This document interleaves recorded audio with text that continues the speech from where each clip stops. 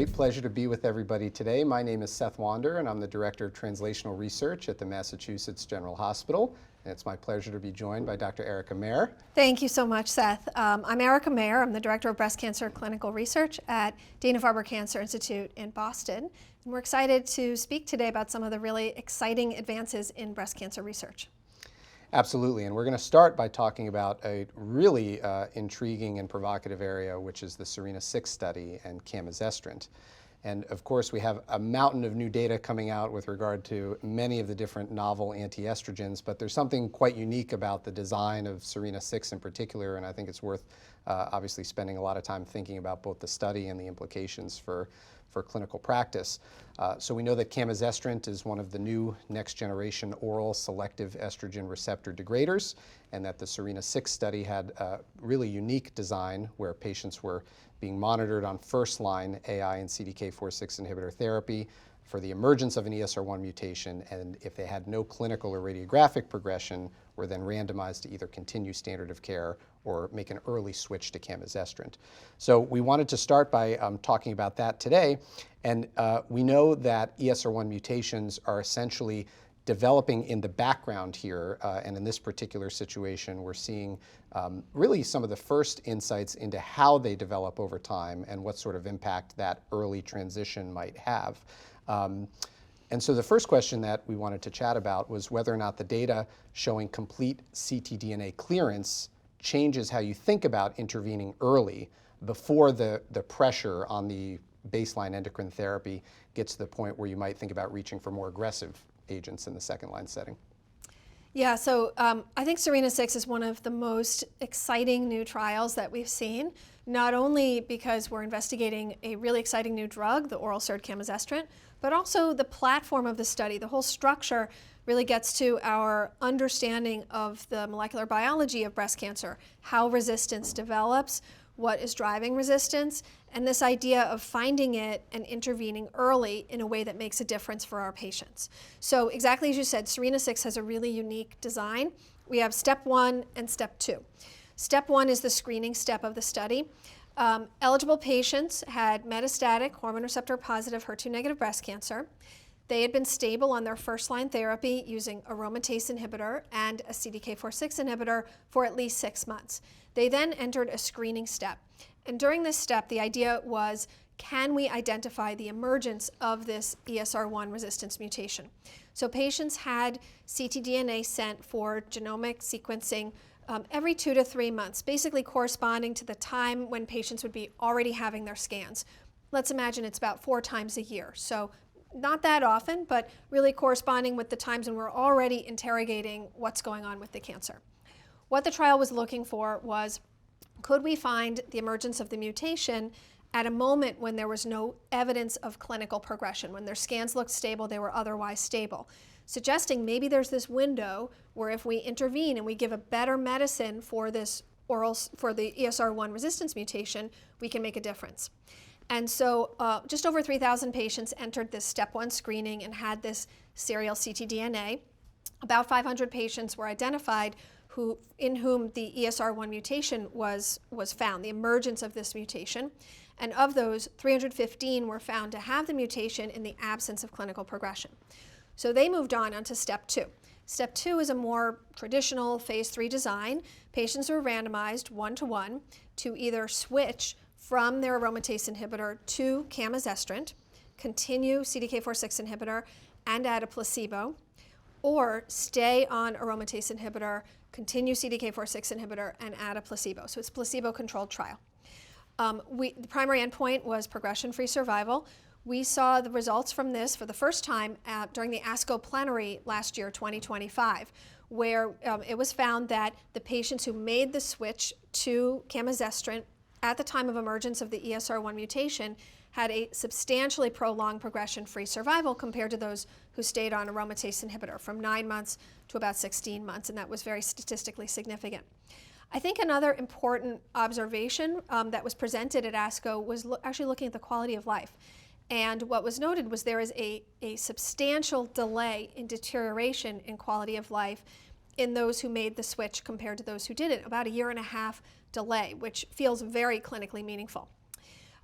This year at San Antonio, we saw updated data from SERENA-6 presented, and you brought up one of what I think is one of the most provocative things that was demonstrated was looking at the level of ESR1 mutation, which is really like the target of the oral SERD. Is the drug hitting the target? Is this pharmacodynamically effective?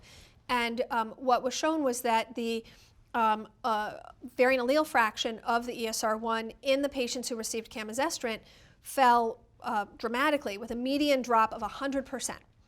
In the aromatase inhibitor arm, where you're not directly targeting the ESR1, there was a median increase of about 60%, and actually about a quarter of patients had a 500% increase. So it's a pretty dramatic difference, teaching us that patients getting this drug, it is hitting the target and it's doing its job with camizestrant, and we're not doing that by staying on aromatase inhibitor. So I found that data really provocative and very supportive of the top-line results from the study.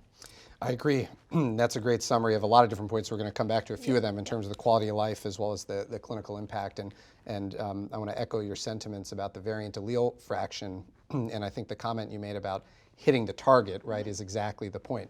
We know that this is one of the key resistance drivers and that we have these ligand binding domains in ESR1 that drive constitutive activation of the receptor without the presence of ligand.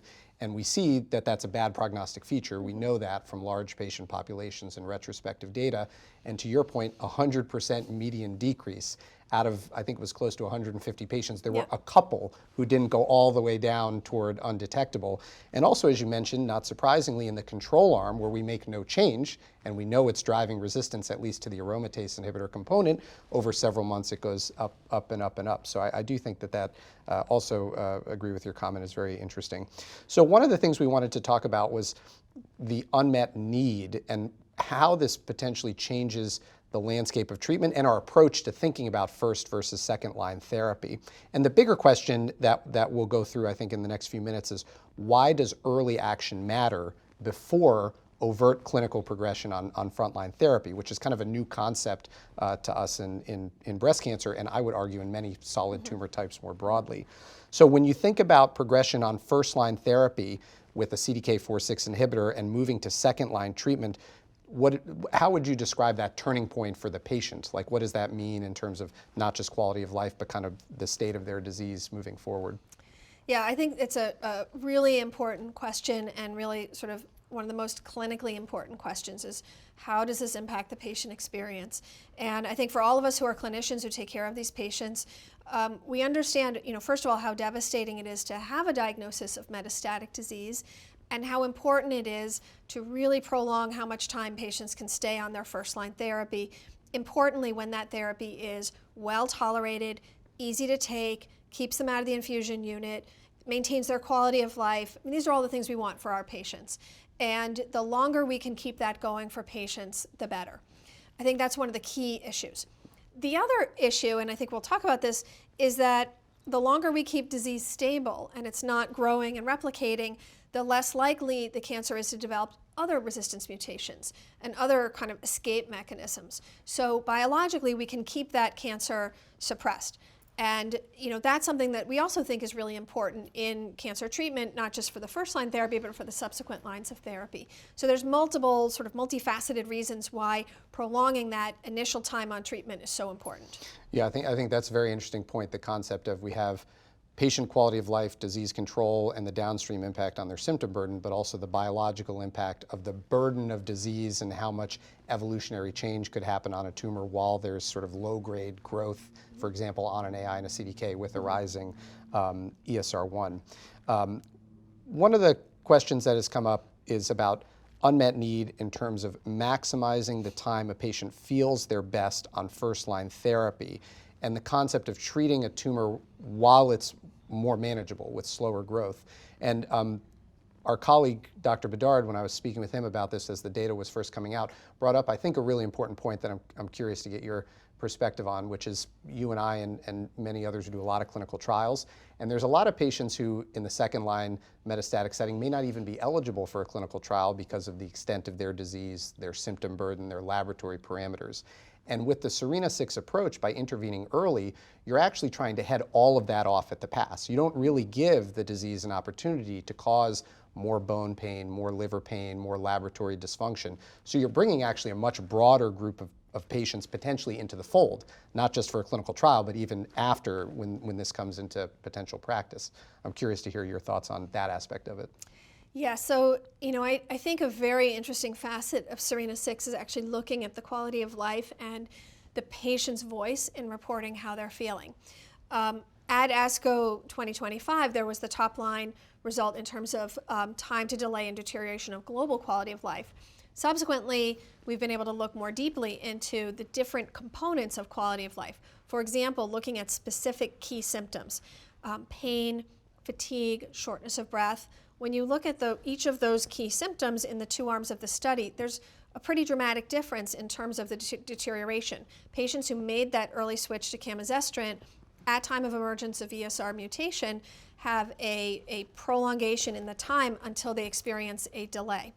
And what I think is important about those three symptoms in particular, pain, fatigue, shortness of breath, these are not symptoms that reflect, for example, toxicity from a cancer medicine. These are symptoms of cancer progression.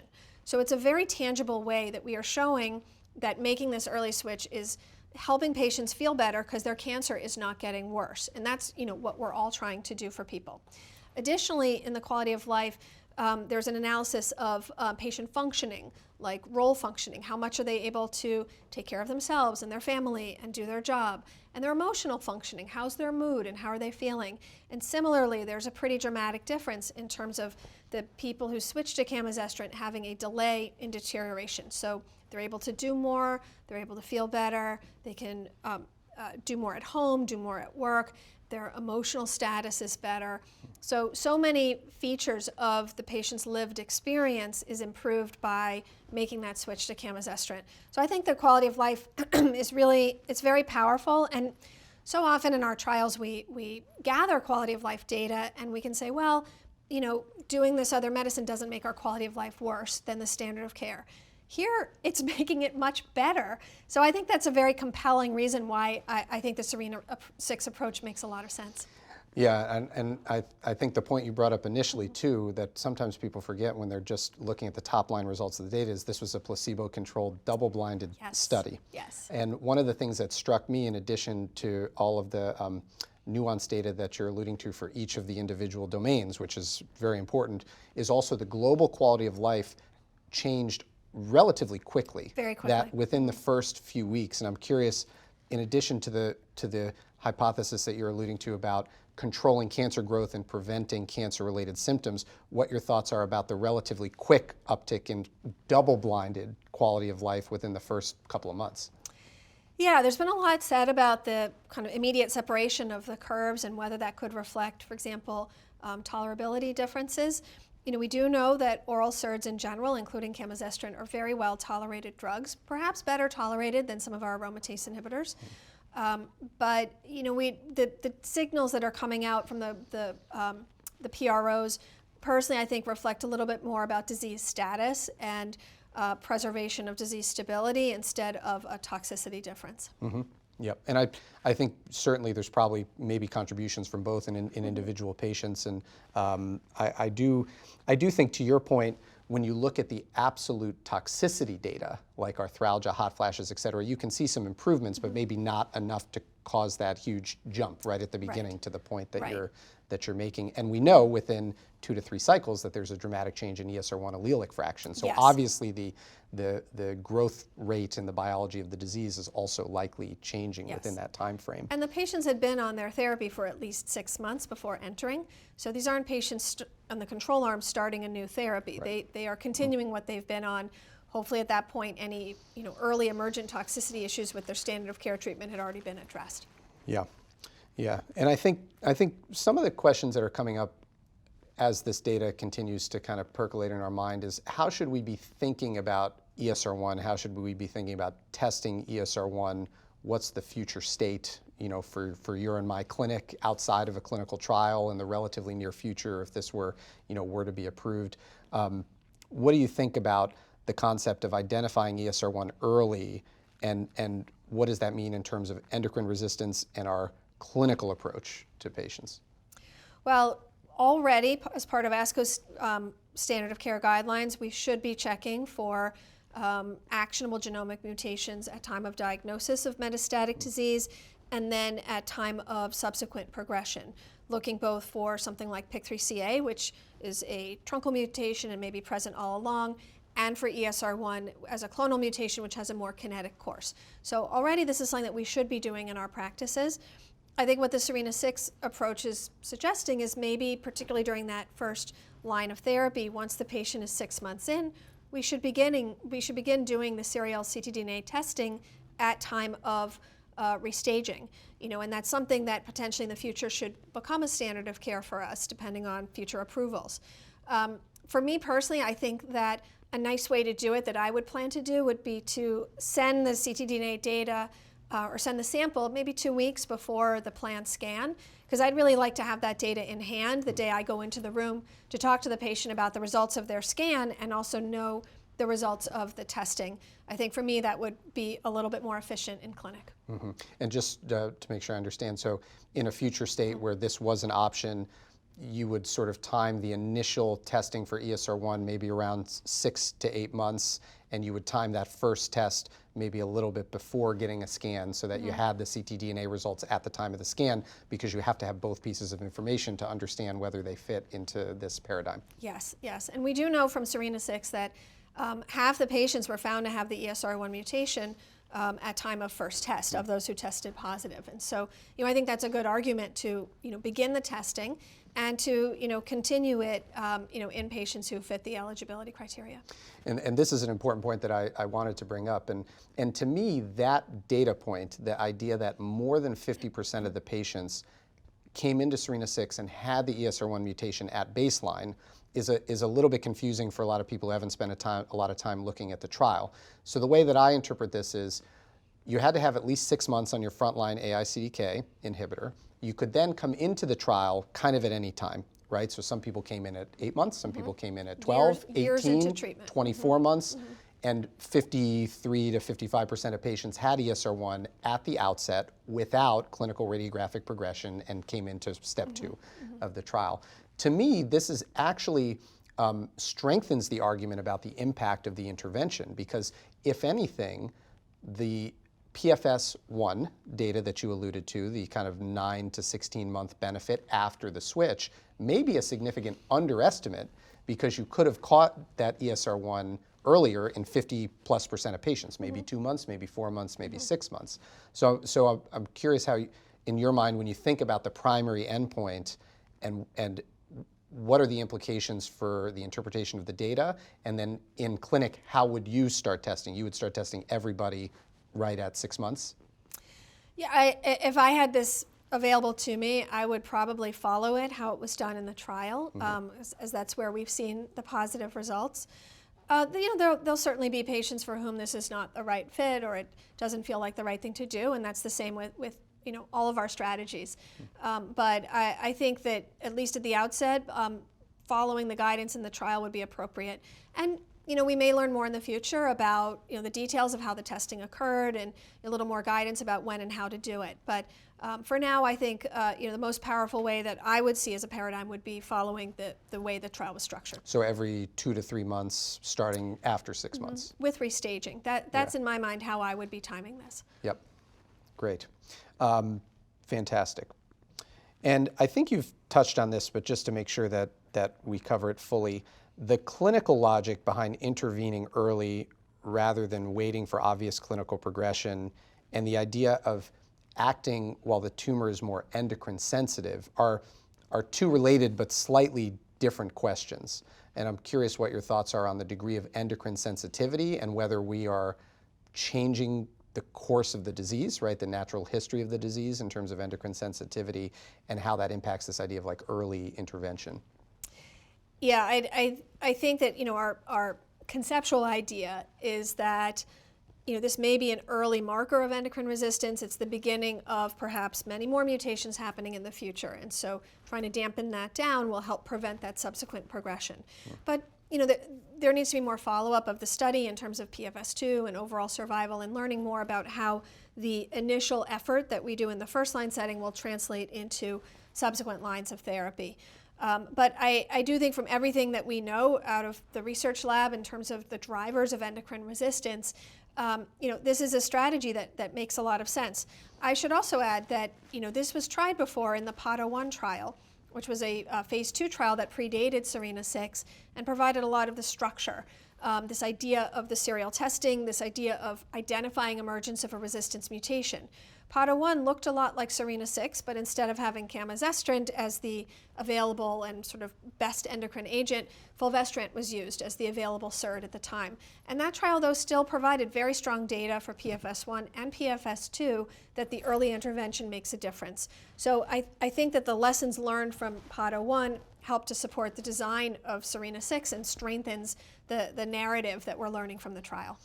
Yeah, I completely agree, and I think PADO-1 showed us a lot, as you mentioned, about biological insights into the nature of resistance, right? We learned that ESR1 mutations in the PADO-1 population were very rare in those first 6 months. Then they started to come up kind of between 6 and 12 months, and there was a steady drip over the next couple of years. And then interestingly, on the far side, after a couple of years, the rates seem to drop. Yes. So it seems like there may be a window, right? A sweet spot. Right. Yeah. And we don't, I think, and I'm curious if you feel differently about this, I don't think we know so much about what's driving that biologically. Why do some tumors never get ESR1 over long periods of time? Why are ESR1 mutations so rare right from the beginning? I think we have some hypotheses about that, but we don't totally understand what it means for endocrine dependence. Right, exactly. I think it would be helpful for us to learn a lot more, particularly about the situation of the cancers that never get the ESR1, and sometimes there might be another resistance mutation there that's driving the cancer cell growth. And if we know that that's the case, that patient probably is not a good candidate for the SERENA-6 approach. They need a different strategy. Yeah, and one additional question, and I think this came up for all the patients on the study and would come up certainly, if and when we have this opportunity in clinic, is the idea of how we think about sequencing therapy if we go down this road. So traditionally, and this is the way that we were all taught, we're waiting for clinical radiographic progression, we're looking at the biological status of the tumor, the clinical status of the patient, we're making patient-centric decisions. If we start to integrate this kind of approach where we're intervening before there's radiographic progression, you're going kind of 1.5 line onto the CAMI with the CDK, how would you think about sequencing beyond that? Would you then kind of go back to our traditional approach, and then would you still be thinking about endocrine therapy? Well, I think, as you know, in our practices, we try to keep going with our endocrine therapy as long as we are able to, as long as the disease is sensitive and we have appropriate options. I think, though, that the introduction of the oral SERD much earlier on in the paradigm than where oral SERDs are currently being used will set up an interesting situation, because what we really don't know is, can you use SERDs sequentially? And once you know there's an ESR1 mutation, we're not going to go back to aromatase inhibitor. We do have fulvestrant, but we have other available oral SERDs, and can we sequence those post-camizestrant? We don't know. That's the work that we need to do next, because I think we very much like to keep people on endocrine-based options as long as we are able to. So figuring out the post-camizestrant strategies will be the next challenge for us in the research world. And I think part of that question, implicit in it, is this idea of, if we understand what's driving resistance to the SERD and we address that, can you resensitize and still get benefit from a new doublet or a new triplet, Yes. right, in the new second or third line setting? Yes. And as you said, I think we know very little about that. Okay, here's, I think, a trickier question, which is,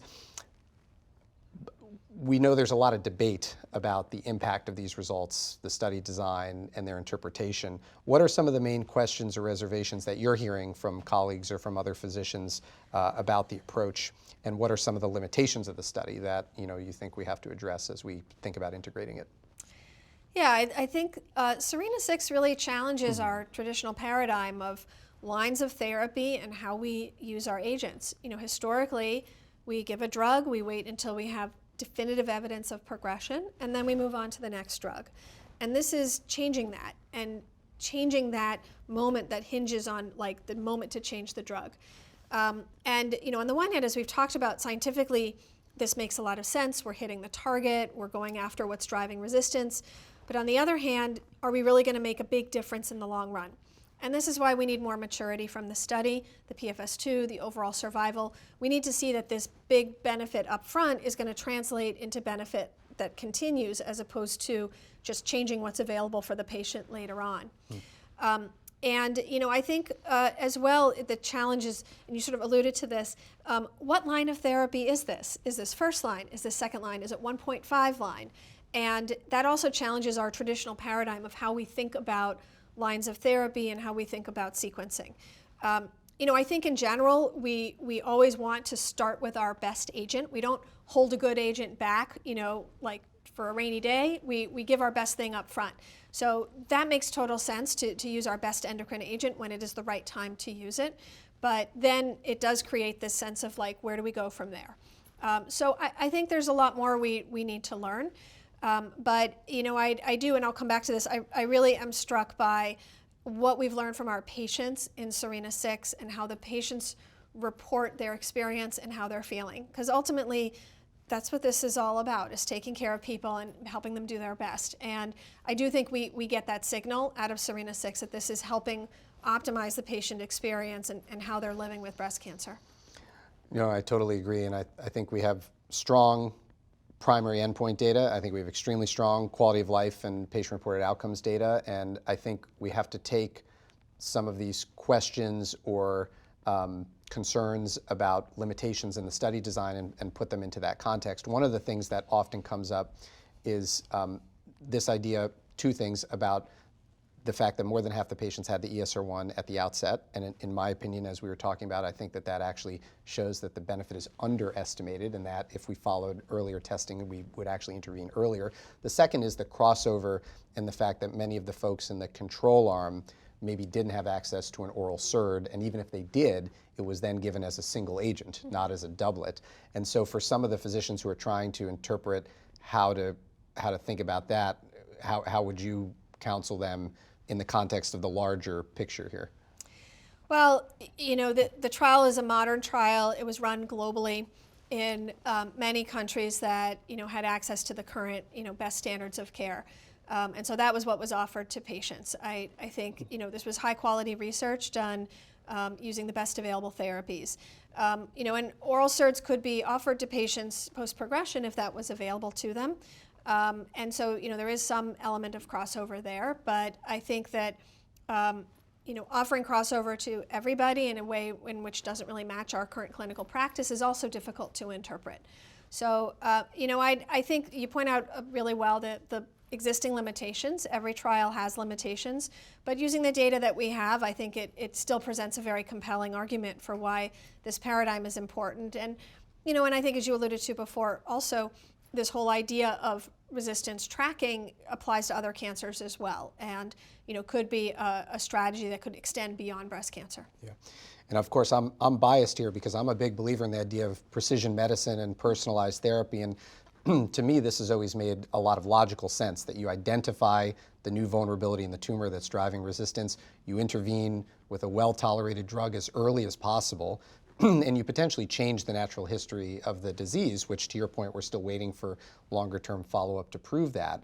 And I think it's going to be increasingly challenging as we have new approvals coming all the time with different drugs, none of which have been tested directly in sequence to try to interpret that landscape. But just to summarize the specific nuanced discussions that we're having about the study design, I think you and I would both agree that the strategy is clinically meaningful and addresses an unmet need to potentially benefit the patient in terms of identifying resistance and intervening with maybe less toxic, better drugs to improve at least quality of life and short-term progression. And as opposed to just empirically treating patients with new drugs, here's a situation where this is exactly, you say, precision medicine. A resistance mutation is identified and the correct medicine is being applied. And so this is where we want to go in the field, and I think it's a great example of that. And so as I think we'll probably wrap up in the next few minutes, but just to transition from thinking about quality of life and patient-reported outcomes to the actual toxicity measurements on the trial, when you think about adopting a new therapy, anything that, safety tips or topics that in your opinion clinicians should have a clearer perspective on for camizestrant, both what we know as a single agent, but also as a doublet with a CDK? Yeah, so oral SERDs are extraordinarily well-tolerated drugs. They are endocrine agents, so we're very grateful for that. In the SERENA-6 experience, there really was no imbalance in major toxicities between the camizestrant CDK arm and the aromatase inhibitor CDK arm, with much of the toxicity actually is driven by the CDK4/6 inhibitor. The partner drug often drives some of the toxicity. Camizestrant does have a unique toxicity that does come out in the trials, which is something called photopsia. And that's a situation where a patient may mention seeing flashing lights or after images in the periphery of their vision, usually under low light conditions. It's something that is very brief. It does not interfere with function. It does not impact visual acuity. It does not need an emergency room visit or a specialist visit, although you could see an ophthalmologist, but you don't have to. It does not need a dose reduction. It is a mild type of thing. It's interesting, actually, because there were a number of patients in SERENA-6 on the aromatase inhibitor arm who also reported photopsia. So it's not unique to camizestrant. It's an endocrine-related issue. But it is something that we might see, and if it happens with a patient, we can reassure them and carry on. Some of the oral SERDs do cause bradycardia as well. If that happens, that tends to be just grade 1, doesn't cause any symptoms, it doesn't interfere with function, it has no impact on cardiac health, but it is something that a patient might experience or we might encounter when the patient comes to clinic. Yeah, and I think you addressed the main concern head on, which is this idea of photopsia, not because the data I think is concerning, but because as oncologists we tend to shy away from ophthalmologic or other areas that make us inherently nervous, right? But I agree with you. I think almost all of this was low grade and didn't have any major impact on function or quality of life. Your work and others has demonstrated, I think, to me very clearly that these drugs can be safely combined with conventional targeted therapies like CDK inhibitors without really adding a lot of toxicity. And at least anecdotally in my mind, maybe the trade-off here is a little more GI toxicity like low-grade nausea with less, in my opinion, arthralgia and menopausal type symptoms. I don't know if you feel the same way, having treated a lot of patients with this class of agents. Yeah, there's a little variability in GI toxicity, whether it's more of a nausea picture or diarrhea picture. Not so much seen with camizestrant and SERENA-6. Yeah, it's really interesting about the arthralgias because it doesn't always come out in the toxicity tables, but I think when you're treating a patient, you really get the sense that it's a better tolerated drug than aromatase inhibitor. So, I'm hopeful that as we gather and accumulate more and more toxicity data with oral SERDs, we'll get a stronger signal about the favorable arthralgia experience. Yeah, so I think you're alluding to what I've felt in my own practice, both in these early stage trials, right, adjuvant as well as the metastatic trials, that there are some patients who do well on the AI agents with sort of minimal tolerable toxicity who don't notice much of a difference. There are other patients who struggle a lot on the AIs, and as soon as they make the switch, they say, whoa, I feel a lot better. Yeah. Okay. And then just to kind of maybe end and frame this in the larger context, thinking about the near future and then sort of the middle distant future, what do you view as the direction of the overall treatment approach for the next few years? And do you think that this is the beginning of a broader shift toward personalized medicine, precision intervention, more innovative endocrine strategies in frontline metastatic, second-line metastatic, adjuvant, right, moving forward? Yeah, this is a really exciting time in hormone receptor positive breast cancer. We've seen a number of trials reporting with exciting positive results, including SERENA-6, and we're hopeful this will lead to new approvals of agents which will help our patients, including novel endocrine agents like camizestrant. We also have had exciting data in the early stage setting, and so oral SERDs may become a type of medication that is able to be used more broadly for a broader spectrum of patients with hormone receptor positive disease. Our future vision may be a world where we no longer give aromatase inhibitors and we're just giving oral SERDs. So it's very exciting to think about what lies ahead, and even some of the newer endocrine agents that are still in development that could be version 2.0. So I think it's really great that after decades of just having our kind of static endocrine agents that were developed in the 70s and 80s, that now we are in a world where we have new agents that are performing extremely well, really well tolerated by patients, and I think are making a big difference.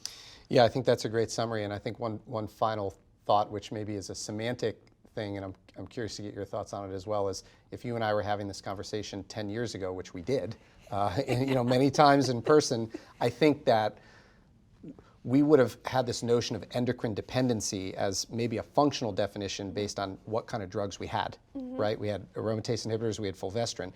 And so this idea of the newer drugs that you're alluding to, not just the oral SERDs, but the combinations as well as some of the next generation antiestrogens beyond that, may actually expand the scope of what we think of as an endocrine dependent tumor, because you can deploy these newer drugs in lines of therapy that you and I would have thought in the relatively recent past, we couldn't have used an endocrine agent either alone or as a doublet or triplet. Right. The research 10 years ago was about what dose of fulvestrant to use and how often to administer it, which feels dusty nowadays. Right. And yes, I think that our goal of delaying chemotherapy or preventing use of chemotherapy in the right setting by being able to use novel endocrine agents with or without a targeted partner is super exciting, and is really hopefully what our next few years of research will be before we get to the next discovery.